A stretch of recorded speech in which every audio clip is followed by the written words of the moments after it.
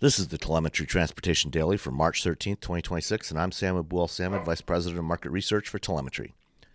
Yesterday, Lucid Motors had its first ever Investor Day in New York and began to reveal key details of its business and product plan for the next several years. Like most automakers, Lucid is targeting increasing levels of driving automation for its new products and hopes that consumers will be willing to pay a subscription for those features.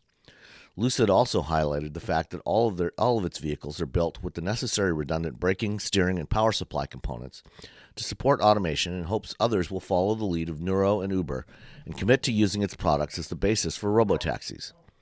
Lucid also showed off a concept for a small two-seat robotaxi, but gave no commitment to actually producing it yet.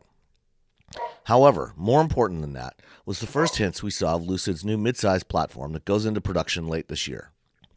The first of three currently planned models is called Cosmos, a sporty crossover to take on the Tesla Model Y, Ford Mustang Mach-E, and others. This will be followed by Earth, a more mainstream product to go against the likes of Hyundai's Ioniq 5 and the Rivian R3, and finally an off-road model to challenge the Rivian R2. The most important element of this new architecture is the design and the way it will be built. We got a good look at the whole vehicle platform, which demonstrates what Chief Engineer Zach Walker calls radical efficiency. Everything about it is designed to be easier to produce, addressing a major issue with the air and gravity models, but also easier to repair, more energy efficient, and providing excellent performance. It uses exactly the same motors front and rear, with the motors mounted centrally at each axle. This way, if they opt to build right-hand drive models, everything fits exactly the same on either side of the motor. No rerouting the steering system.